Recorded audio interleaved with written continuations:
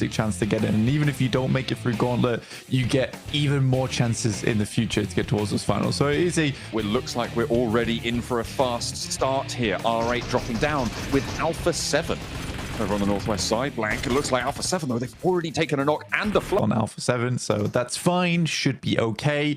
I think that when you look at this over on Rondo as well, what you typically see, decent nade to start off with too, and 97 looks to move up. Ida, sorry. Memori. Dangerous though. He has a shotgun. Oh, he's only got 2 more rounds though. One. No, we can't find it. The AKM in the back pocket though, and the swap out is good for the turn of the spray, but the vents don't keep him. Needs to send 3 in towards a location you want to control. You have 1 outpost sent over towards the recall beacon. Ooh, what's the battle of the M249s? Plenty of lead being thrown either way. Not too much connecting though, but in the end it was Marso to win that little duel there. You can see we've already got a lot of elims on the cards, Blank, but only 2 people are currently flushed. Make that. I think they're just short of that feature, but everything else, they pretty much got it on lock. Mad Balls crashing in, and Kara, Tulika spots one of them. And Marso has to crawl back upstairs. Remember, the recall beacon's still active, still accessible potentially. Industry is absolutely fine if you are center. Ooh. Nades over the top. This is Kara down to 2 now as Wolves took their 3rd player out. So it's just Lewis and CEO, and nade bounces on the backboard and it manages to land on target. The circle shifts out to the side, so this has the hurry up on the fight, and I think that Mad Bulls is just going to be able to close this one down here and now. CEO, though, has something to say. A nade out through the door, stops first breach, gives him a little bit more time to play with. Teams are going to be leaving from around them, so not too much danger of third party as nades start to bounce on in, and he goes. You pretty much have to stick to your guns here. If you're Alpha 7, you are having a great time off the back of this. Mad Bulls moving into GK. Very, very bad stuff here happening for them. But luckily, Flip's on the outside. Wonderful off-angle player, but then he's got 2 enemies to deal with here in front of him. Safji and Ragnarok. See what Flip can get done here. He's very good when it comes to the clutches, usually, for Mad Bulls. Oh, Ragnarok rolls on in and finds the angles everywhere, Blank. This is the messy area we were talking about. This northern road, so difficult. That's a bold push. Very, very bold push from Flip here. He's been taking a little bit of damage from behind, hoping this nade goes through. Regnum Karya completely stymieing his approach.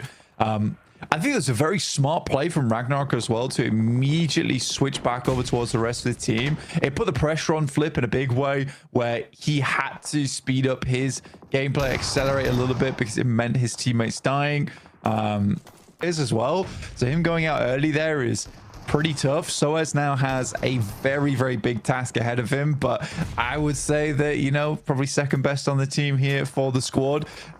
Is able to take out 1, making this into a 3v3 versus R8. Now, R8 could continue the warpath here since taking down the Brazilian squad in Alpha 7.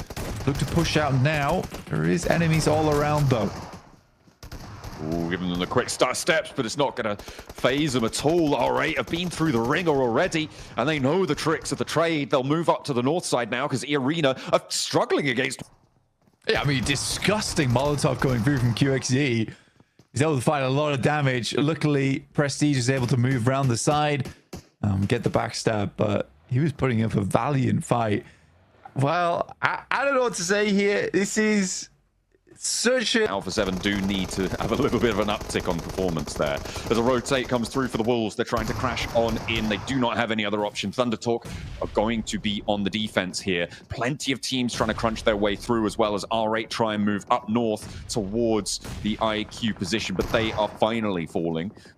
With 12 elims, though, they've already had a banger of a game. A nade onto the outside leaves just the 1 player now. Baton for Wolves alive up on the wall, dancing around, trying to find an opening, but it's not being presented. Thunder Talk playing solid, stalwart on their defense, and there's nothing doing. Now he's at long range with the shotgun, and he's got to keep the lead pouring out, but it's not getting and done so effectively. APG with some good nades as per usual, but 1 is sent back their way in Scarface as well as Ketch, doing a huge amount of damage. Now APG down to just Doc on a sliver of HP.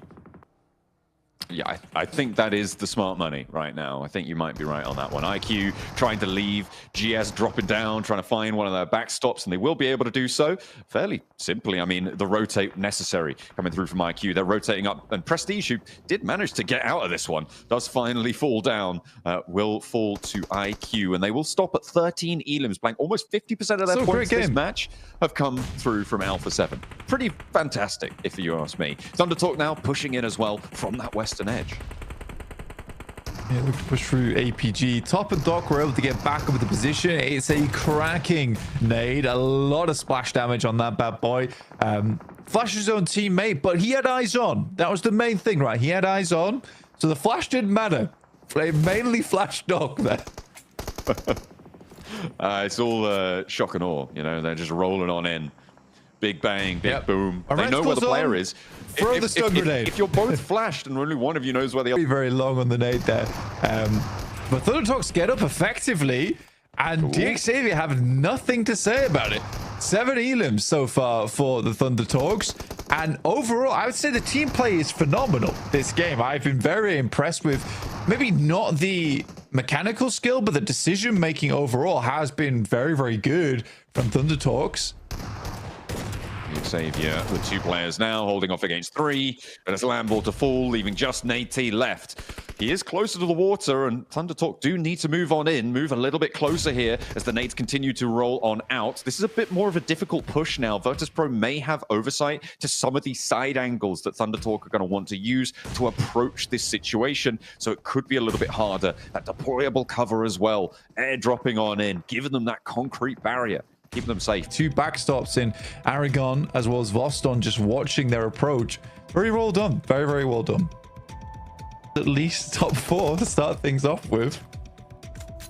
But a cop has been discovered by a detective. Virtus.pro, they're split 2 and 2. A nade here could be dangerous. Could cause themselves to bleed out a little bit further, but this is the time that Virtus.pro are going to use to flex out. They're really needed to control Alpha 7 here, and Thunder Talk can't take shots over towards their backstop with these front 2 playing it. Virtus.pro playing on a knife's edge right now, but it's working. And a nade over the top, over towards Xing. Milky Way might drop down into the path of the nade, but the work has already been done. AJ getting taken down to the last player to stand for them, and the players across the way, Carrillo is chiming in too. So Thunder Talk up against the wall, and Virtus.pro have played this masterfully. I mean, you might have a 2v2 here, though, between Alpha 7 and Virtus.pro going over towards that end game, depending on how AJ plays out these final moments. A lot of indecision there coming through from Thunder Talks. And there you go. This is exactly what I was talking about. Aragon now has to hit the deck. There is shots from the sideline. Obscure has to be clean with this one. He is not. And Malloy is providing support. Carrillo with it all down to him now in these final moments. And he will not be able to meet the mark. Virtus.pro able to claim